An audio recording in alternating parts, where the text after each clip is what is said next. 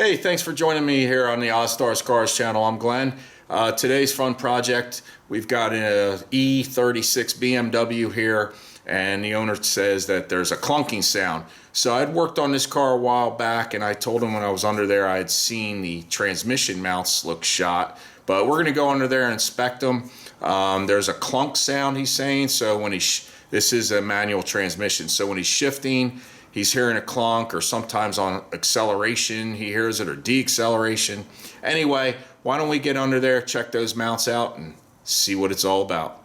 The car sits so low that first I have to drive it up onto the ramps just to get my jack under there, because even with the ramps I don't have enough space to get under there and inspect those engine or transmission mounts. I do have a jack stand under there, as you see right over there. Make sure you put that under the frame. You never know with hydraulics, 1 second is all it takes. The seal goes out and boom, it's lights out. We don't want that. So here we have the transmission cross member right here, this aluminum piece. And here's our two transmission mounts. There's one here on the passenger side and the one on the driver's side. At least they used to be bushings. They're not there, mounts. They're not there anymore. The bushing's totally gone. Somebody had upgraded these to these polyurethane red ones here, and basically this is about, I'd say about 7/8 of an inch gap, where here's the replacement, which would be like an OEM. This isn't an OEM part, but this style, I guess you call it, is about 1 5/16 inches tall. So this is compressed, and basically what we'll need to do is jack this transmission up a little bit, and I've already got a block of wood under here. I'm going to show you that. The car is up on ramps, if I didn't mention it before, but this side, the top of the bushing, which is this bolt part, is completely gone. It's not even existing. It's totally gone. So let's raise it up, and we're going to have to find a nut for that one. Let me show you what I got as far as a setup here, as far as raising it. So I've got another floor jack, just a small, tiny one I use for this kind of stuff down here, and a block of wood, and I'm under a solid part of the transmission. Now this is the manual transmission. If it was an automatic, you'd want to be on the edge. You don't want to crush the pan. So that's something you definitely don't want to do. And what I'm going to do now is I'm going to reach over here and raise this up, and let's bring that transmission up a little bit. Hold on, I'll have to do it by hand here. I'm jiggling a bunch of stuff that you can't see, because this is the life and times of a YouTuber. Filming is not always the easiest, especially without having a lift. So if I had a camera person and a lift, it might be dangerous. Anyway, can you see it going up? The transmission going up. We're just going to go slow and steady. I see it moving up. Wow. Okay, I'm already noticing that this side here, the bushing's completely separated. It's not even doing anything. So this transmission looks like it's shifted over to the right. I'm going to raise it up a little more so we got enough room to get our new one in here. We got to keep going. And what we'll do is just back those nuts off there. There's a nut on the bottom, and there's one, well, in that case on the top, and they're 13 millimeter. This one obviously only has one. So we will raise her on up. That should be pretty good right there. I think that'll be close. We can always go a little more. Let me get on the other side of the car and take those nuts off so we can get to the next step. I could put a little penetrant on this bolt, but it doesn't look too rusty. Let's start with this one.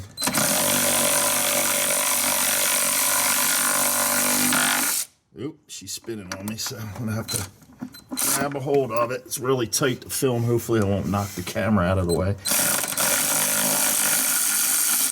Okay, there we go. Not too bad. There's a small washer under here, and we'll make sure that goes back. So there's a washer and a 13 millimeter nut. Let's get this guy out. May have to jack the transmission up a little more. Let's see. Nope, I got it. So this is completely gone. Hopefully that's in view. I can't see the screen, but that's been gone a while. That's bad. And we'll need a nut and a washer on the other side. And there's a slot up here. I'm not sure you guys can see that or not. maybe you'll see it on this one, where the top of that bushing has to slide in. So, and there's a locator, I don't know what you call it, pin, I guess, which will go into the slot. So yeah, we're gonna have to raise that, definitely raise the transmission up a little bit more. But let me get this off in the meantime. And for that, see if I can get a ratcheting wrench on it, which I seem to be. The nice thing is these are only torqued down to like 16 foot-pounds is your spec. So, wow, that fell out pretty easy. All right, so you saw that. Let me grab it. And here's this piece of dookie, nothing left. But we will use that nut and that washer. All right, and now I just got to get this bottom one out. Hopefully it'll come out easily. Oops, she's tight a little bit.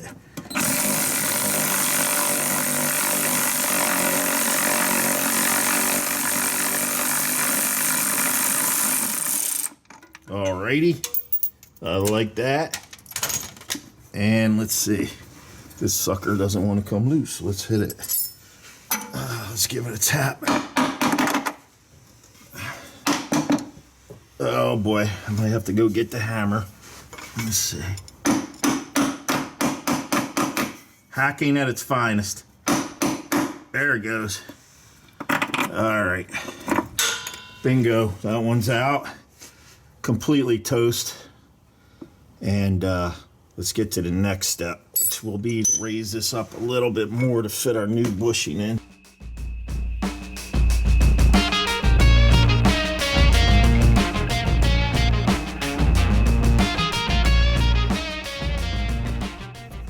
Hopefully that's high enough. Let's take our guide pin, I guess you call it, put it in position here. We're gonna have to kind of finagle it. There we go. So that one's in place. Let's go to the other, well, let's go to the bench. We need to find out what size nut we need here. And let me take you over there. So let me show you this disaster up close. Here's our old bushing. Now this is a polyurethane, which is more performance oriented. It has less give, so it tends to send the power to whatever you need better, or I don't know, more efficiently, but it's firmer. So what we need to do now is, since on the other one, this old guy here was missing the other half, it's probably on I-95 somewhere a long time ago, we need a nut. So the way to figure out what nut we need is, I'll take off one of these here. This is, by the way, this is a nylon nut, locking nut they call it. If you don't know what that is, inside here, I don't know if it'll show up, but there's some nylon, and it basically tightens or snugs up on this bolt so it doesn't back off. I don't think I have any of these in stock, and I don't feel like driving into town, so I'll go down to my spare parts nut and bolt section, and I'll find a nut and use a flat washer and a lock washer on top of that. But the best way to find out what this is, what we're dealing with, is I like to use my thread checker. Now, I did a video on this a while back. It's helped a lot of people, pros and DIYers. It's called a thread checker. I'll leave a link in the description down below if you need one of these. Very handy, because this basically tells you what size bolt or nut that you need. And I'll also leave a link to that video down there in the description if you need more info. But you can take this to the car, which is very nice. So you can't always bring the car to the to the store to match it up, right? Match your bolt off or bolt up. Let's say it's a stud inside an engine or something, and you know, obviously you want to know what size it is. You get one of these deals. So here's what we do. By the way, one is male and one is female, and they're both engraved with what size they are. Now I just pulled this one out because that looks like the size I need. By the way, the black ones here are metric, and then I've got over there behind me the I don't know, it has like a nickel coating. They're more shiny. That's for standard, you know, like your 1/4 inch, 3/8, that kind of thing. Anyway, let's see if this is it here. And it is. I just, by experience, kind of can tell you what's what. What you do is look over here, and this is an M8 by 1.25 is the thread pitch. So we just need a nut that fits that. Let's go down here to my secret stash and see what we can find. All right, let's see what we got here. So what I do is I come down in my bin, nuts and bolts and all kinds of goodness, and figure out which one I need. I'll save you, I'll spare you the time, but you know, obviously it's not something big like that or giant. We'll have to dig. I get a magnet and pick it out, and then I'll fire the camera back up. So after some digging, I got a washer here, flat washer, lock washer. You see that? It's got that. If you don't know what those are, here you go. It's got a split washer, they call it too. And that basically will grab your standard nut. Grab your nut. And when that's tightened, torqued down, it will actually lock it in place. Technically, you could always put some thread lock on if you needed to, but we won't in this case, won't need it. And we're all set to go. So we've got 4 nuts, 4 washers, 2 new bushings. Let's get back under the car and pop this bad boy in. Let's slip this driver's side in.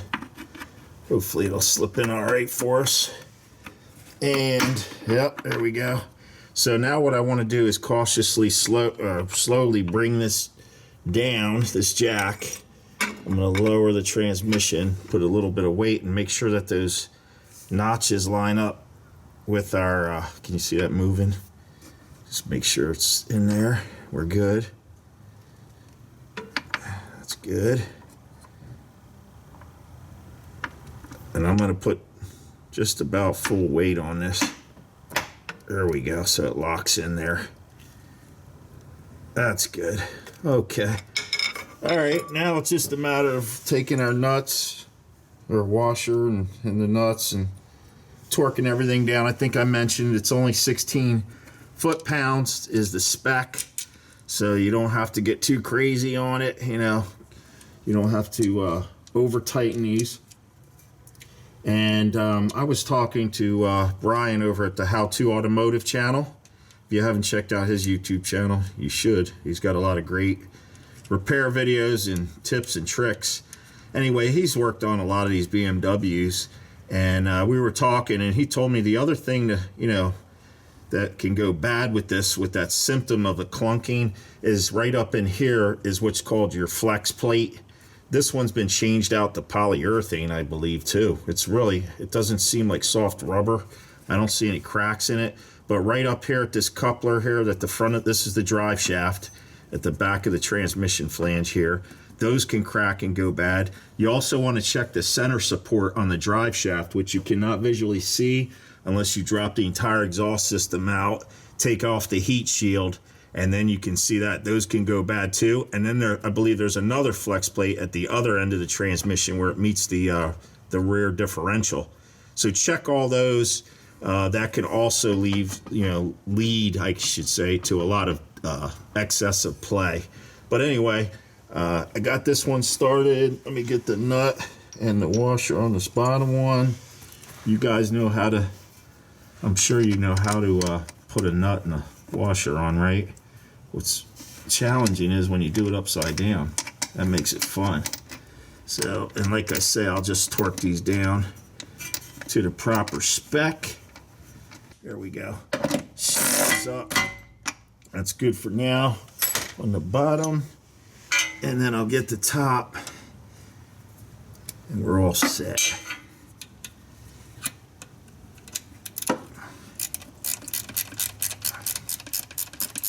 I think like one Scotty Kilmer grunt is a about 15, 16 pound-feet. When you say, ugh, there we go. That was a bad one. All right, we'll get this side tightened up. That's right about 16 foot-pounds right there. And then I'm going to use the lock washer under this one here. With a flat washer, lock washer, and then our nut, we should have enough thread there. There we go.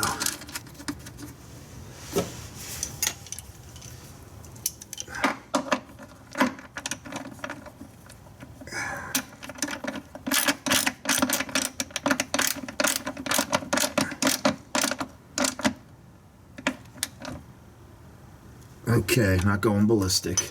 All right, let's pull the, take the jack all the way down here. The transmission jack we're using should be all the weights off. And now this is nice and centered, and it won't be jumping around. Okay, that was probably our main problem, is this thing was bouncing all over the place. All right, so there's our bushings. That's the driver's side, passenger side.